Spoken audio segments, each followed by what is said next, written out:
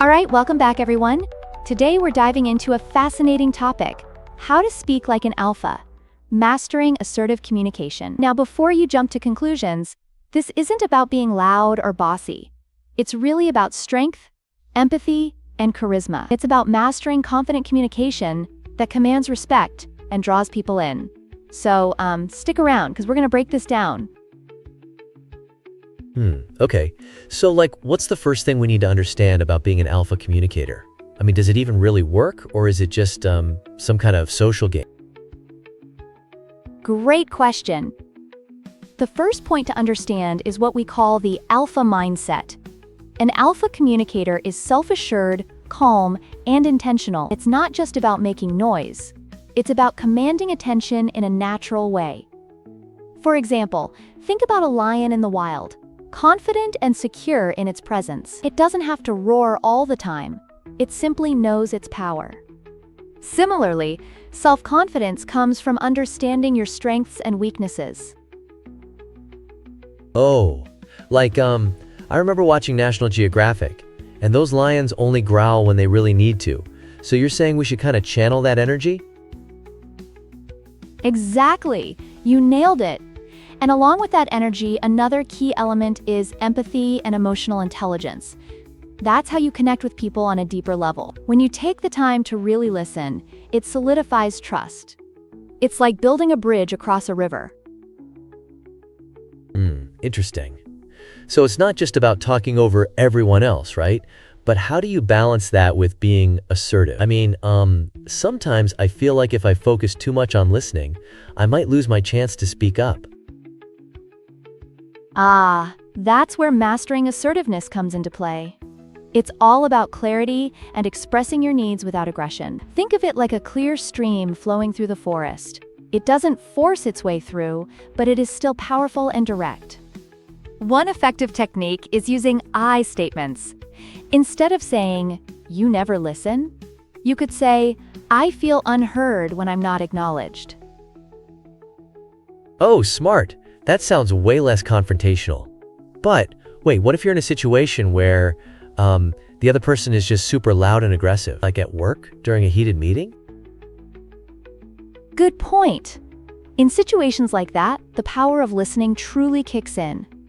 You have to maintain your calm and focus on solutions rather than getting caught up in the chaos. Picture yourself as a lighthouse in a storm.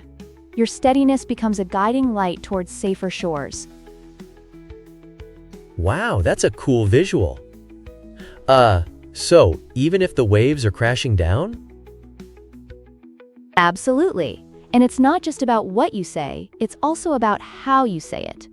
Let's touch on something crucial: voice control. Varying your tone and pace can really enhance how your message lands. A steady voice builds trust, while, using a slight pause for emphasis can keep listeners on the edge of their seats.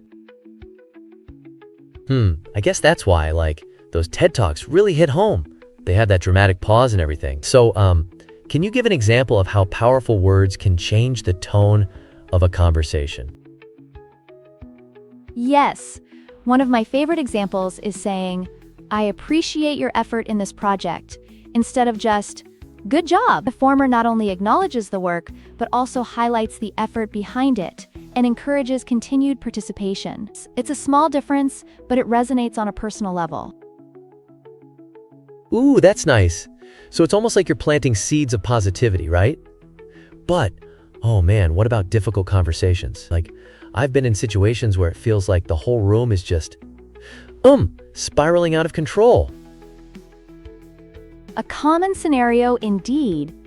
Staying calm in those high-pressure situations is key. Remember to channel that inner lighthouse again. Focus on solutions instead of just reacting. When discussing tough topics, don't forget to validate feelings. Sometimes, just acknowledging where someone is coming from can de-escalate tension. I see. It's like saying, "Hey, I see you're upset. Let's find a way through this," instead of dismissing their feelings? Precisely.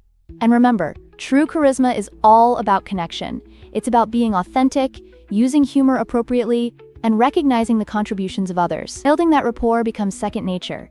And wow, It makes conversations flow better. That's awesome. So you're saying we can actually practice this like a gym workout, huh? How would one go about integrating these skills into daily life? Exactly.